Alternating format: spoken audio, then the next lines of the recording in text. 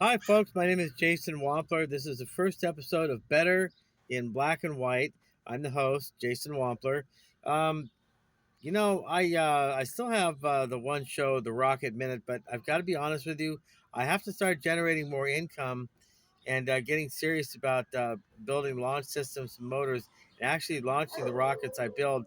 So I'm going to put that show on hold until I am able to generate a regular income. I'm still working on several income sources. I'm actually in the process of getting my second book. I'm in the process of getting my second book professionally published. It's very expensive, so I might start a GoFundMe account. I need another 90 I need another $8,500 to send off to Dorrance Publishing in Pittsburgh to get my first book, or actually my second book, to get it professionally published. And these guys at Dorrance are absolutely fantastic. They're the Cadillac of publishers. They're Dorrance Publishing in Pittsburgh. If you're going to write a book and you want to publish it and you have money, I would recommend using them. They're straight up and down as professional as it gets. If you're into self publishing because you want to save money, I can recommend you do an online class course. It costs only $250. It teaches you how to self-publish. But anyway, so I do recommend Dorrance Publishing. I endorse them very much. Anyway, again, my name is Jason Wampler. The name of this show is Better in Black and White.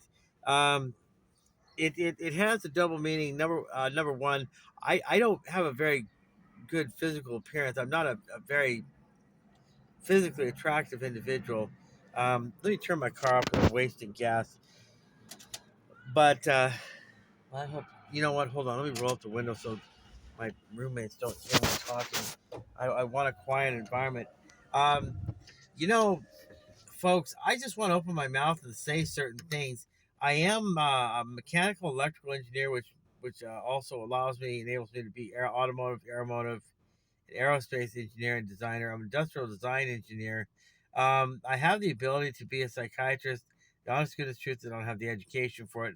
My education is in business and automotive repair technology. I've been a mechanic for a long time. Like I said, I'm an author and I'm a writer, and I'm shooting these video blogs. Um, so I wear a lot of hats. I'm just trying to make money. Okay, so here now I can turn the car off because I rolled the windows up. But the show Better in Black and White, it's kind of it's finally one of those shows where I'm actually going to enjoy doing it. The aesthetics are going to line up, and it's got a title that actually works for the communicative arts. My technical creative side is where I design and build maybe experimental rockets, and I enjoy that a lot. But it's an entirely different type of creativity than anything with regards to the communicative arts.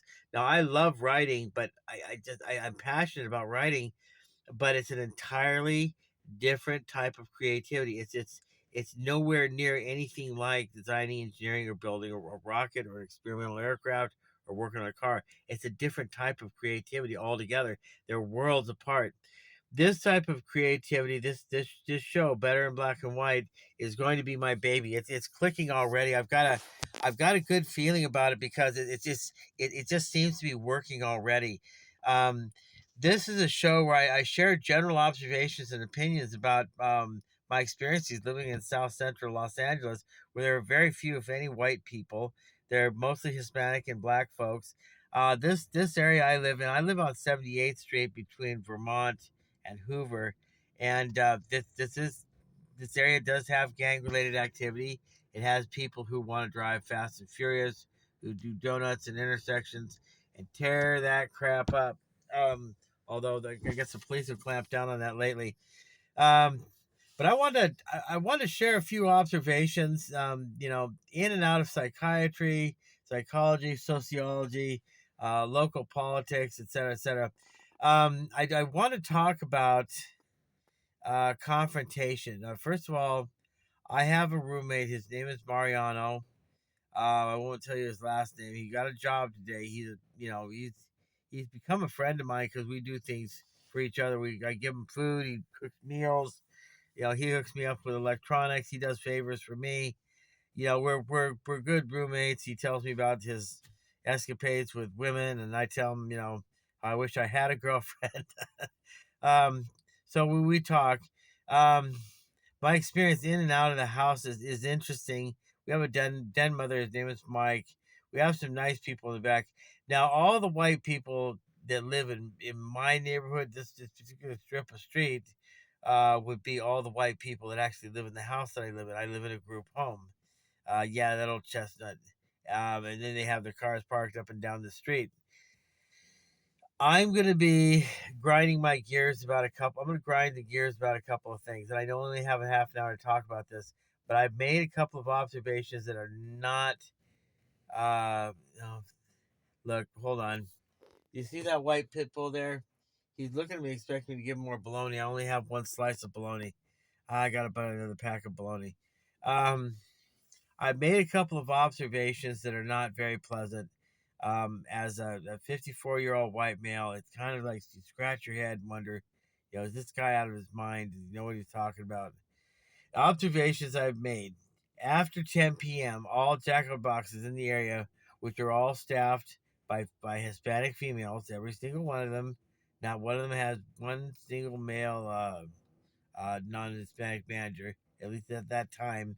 It's called the dead shift. That's from 10 a.m. to 10 p.m. to 6 a.m. Excuse me, I'm closing my eyes because I'm tired.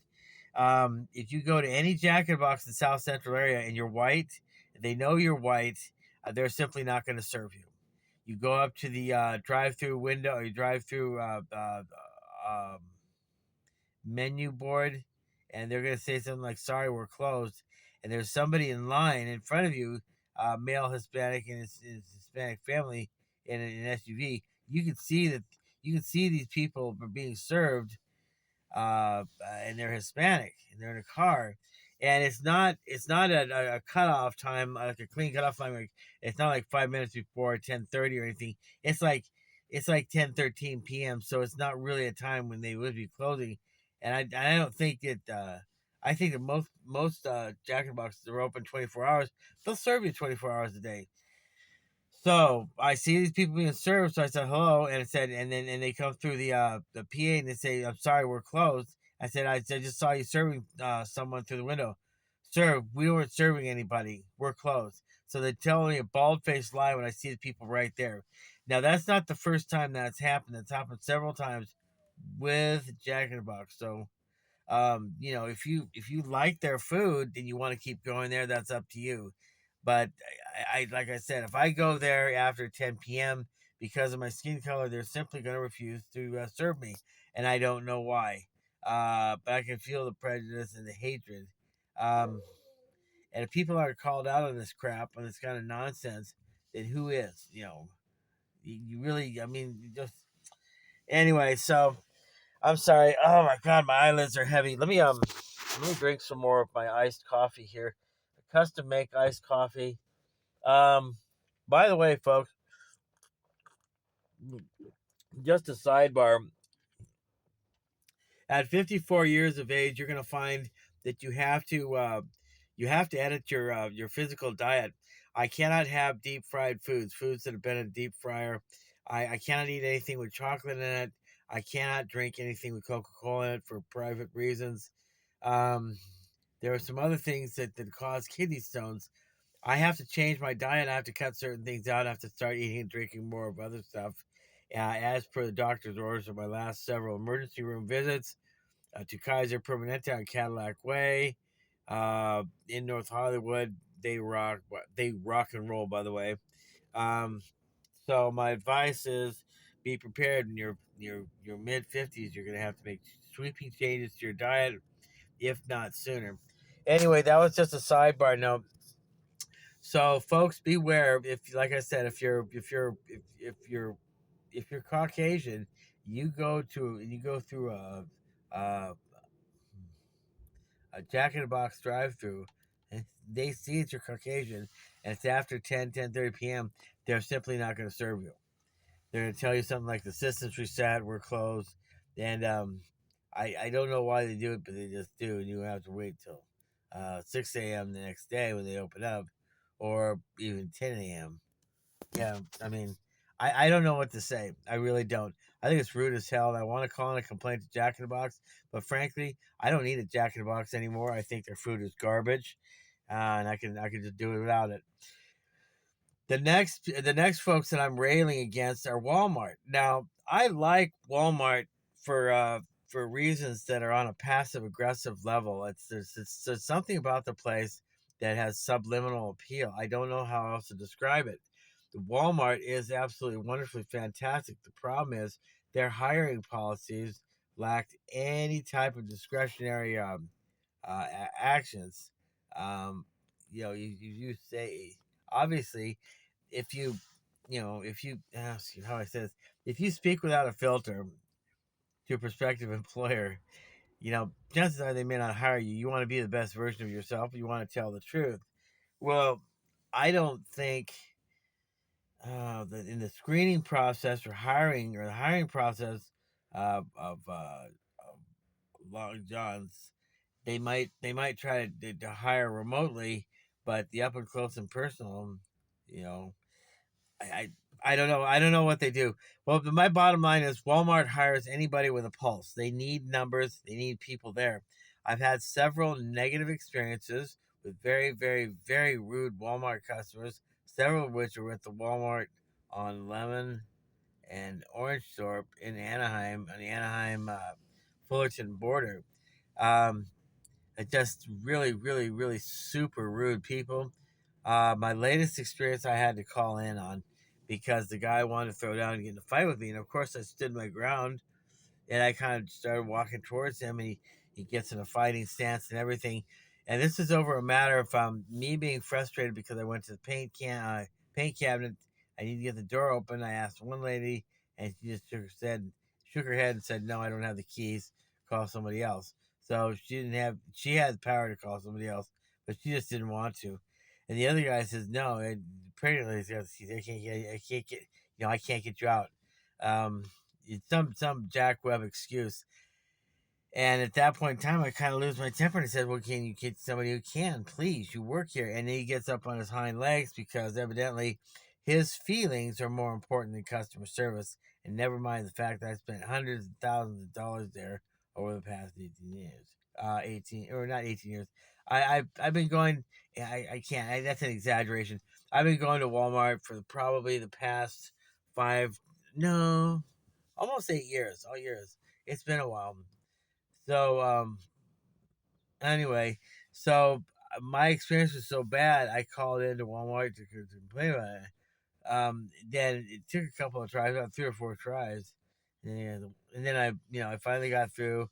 But I told them this time that since I'd had so many negative experiences with excuse me, my eyes are getting very heavy. I had so many negative experiences with Walmart and extremely, extremely, extremely rude employees at Walmart. They just have no discretionary measures. They did not discreet with the hiring process to make a determination that these people actually deserve the job. But anyway, so that's pretty much that. That's all I have to say. But other than that, Walmart is just incredible. It has some of the best line of products that you could possibly imagine. Anything from lawnmowers to baby's clothes, mashed potatoes and gravy, a lighter, stuff on World War II. Um, electronics. They have everything. Walmart and it's the appeal. It's a white and light blue with a little yellow trim added. They've always have stuff on sale. The best thing about Walmart, you can end up getting the $6 item for $2. You can get a $2 food item for 50 cents. In other words, you get stuff that's retail markup, but reasonably retail markup. It's marked up 100%.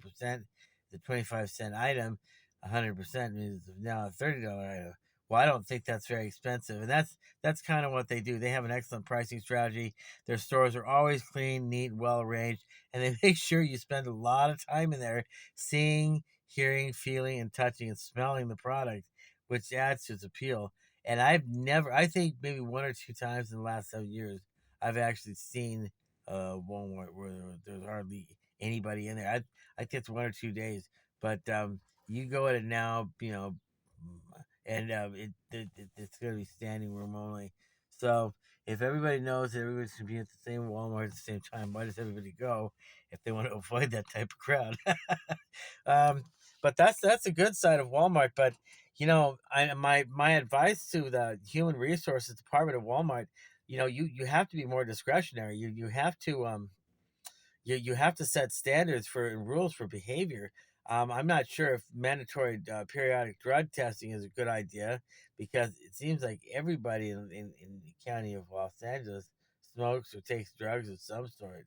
I don't know of a single person who you walk up to somebody on the street, and 8 times out of 10 they're going to be under the influence of something. That's Los Angeles for you. And Los Angeles is just, I mean, everywhere you go, there's drug problems and drug habits. Strangely enough, the homeless population, it's under control. In my opinion, I don't think that the homeless population is exploding. I think it's just oozing and walking around on the sidewalk really slowly and, you know, talking to itself. I have all the compassion in the world for homeless individuals. If I don't pay the rent, I become a homeless individual myself, and hoping that God will never let that happen. But I will how to say it.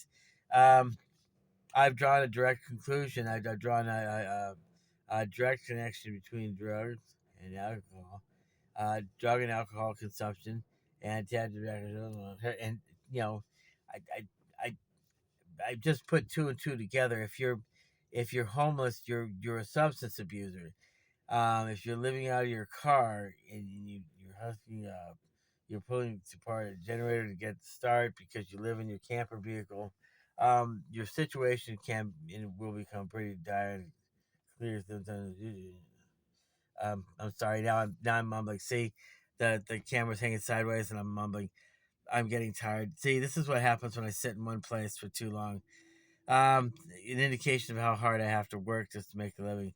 But I am enjoying this. I'm sorry.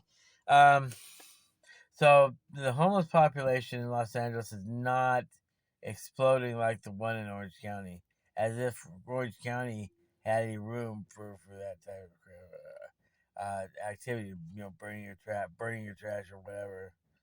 Um, and so, uh, um, sorry, now I even dropped the phone. See, that's a sign I need to stop. But my name is Jason Wampler. Um, this has been an episode of Better in Black and White, the first episode of Better in Black and White at 17 minutes. I think 15-minute format is good enough. I'm not going to trim the fat on this one because, frankly, I don't really have the time to edit. I do have to get to my workday. I have to go to the library, pick up some free food, pick up some free stuff off of Craigslist. So that seems to be like a daily ritual. I pick up free stuff from Craigslist to add to the business. There's my shop there, and that white object right there is that's an experimental rocket, and I'm developing a coupling system for the body halves. So I have all sorts of things to do. The funny thing is, I'm having a hard time making money. So, so I'll keep working on that, and I'll keep you posted on that as well. Um, let's see what else before I continue on. Okay, I suppose that's it. So again, my name is Jason Wampler. This is the first episode of Better in Black and White, general ground level commentary, repartee. Hey folks, do me a favor, hit the like button, hit the subscribe button, and for goodness sake, folks, I believe in several things: the U.S. Constitution, the right to freedom of speech, the right to the freedom of press. I think censorship is un-American, and I don't want you guys to be ashamed and feel like any subject is so taboo you just can't talk about it. Leave a like, leave a subscribe for this show, and please, please, please, please contribute to the comment section and say whatever you want to say. Abusive language for against anything I have to say about the problems I've had with Jack in the Box, problems I've had with rude employees at Walmart, the problems with homelessness in Los Angeles, and what I think the hang up is. So I welcome any and all viewpoints on those three particular subjects, or anything else you want to talk about. Anything else you can contribute to general suggestions, aesthetics, of this show, that would be fine. My appearance, I'll try as hard as I can. I'm just not a very comely, sightly, rugged human being. I know I have to lose weight and exercise. Hey guys, let me organize and compress my time, and I'll worry about getting fit and in shape. Anyway, hit the like, hit the subscribe button, and I think I'm going to go ahead and do this show twice a week. But for now, maybe we'll just stick to once a week format. So look for my 60-second short on YouTube. It's a heads up for better in black and white. And then of course this is the official program. 15-minute format. We're actually going into 20 minutes. I'm just, we call this a long kiss goodnight. Long goodbyes. I'm really bad at saying goodbye. I say I'm gonna leave now. See you later, and I'll turn around and keep talking to you for another 5 minutes. That's just how I am. My name is Jason Wampler. I'm the host. I'm an engineer. I'm an author. I'm an amateur psychiatrist and therapist. The other thing in the comments section, if you guys have problems with cars, and from time to time, better in black and white, we'll convert to color, and we'll see what we can do about helping you with your car issues. So if you want to do that too, I've been a mechanic for 39 years. If you folks want to contribute to my cause, I'll get a GoFundMe account set up if my advice is worth anything. If you have a problem with a car and you can do a walk around, like a video walk around, I think I can load that onto my emails. But if you have a car problem, call it in and leave it in the comments section. If you have a handyman question, because I told you, I mean, I wear many hats. As an engineer and someone who's been a mechanic for a long time, I am mechanically inclined. If I had to be a building contractor, I would most definitely be an electrician. I set up the building's entire electrical system, and that's a lot of fun. So I'm a mechanical, electrical engineer, automotive, aeromotive, electrical engineer, or engineer. I'm kind of a troublemaker. I have a lot of irons in the fire. And like I said, I'm an author and an amateur psychiatrist slash therapist slash motivational speaker, and sometimes even a humorist. So I'm a lot of things. I'm jack of all trades, master of none. Anyway, a shout out to my father, Clinton Samuel Armstrong. Dad, if wherever you are, seek the serenity, okay, brother? If you're struggling, I'll pray for you, all right? I love you very much. To my uncles, David, Douglas, and Daniel or George, I love you guys. I look up to you. I hope all you guys are doing very well. Um, just, to introduce my new religious faith. I do go to church Tuesday nights and Saturdays. I am attempting to be a Christian servant of Jehovah, so I am one of Jehovah's Witnesses. And I need to clear that as well. Which now that I let that cat out of the bag and let you guys know, I need to watch my mouth and be careful about the topics I do discuss. Religion and politics are kind of taboo. Sex and drugs, we're going to taboo. I will be discussing music and entertainment, writing philosophy, design approaches to designing cars, which is almost a tragically extant and exceedingly difficult subject to master. But I just, everybody tries as hard as they can. Nobody's succeeding, but we can talk about that some other time. So, like I said, hit the like, hit the subscribe, leave a comment in the comment section, ask me anything you want. I guarantee that I will get to I will get to and respond to you within the week.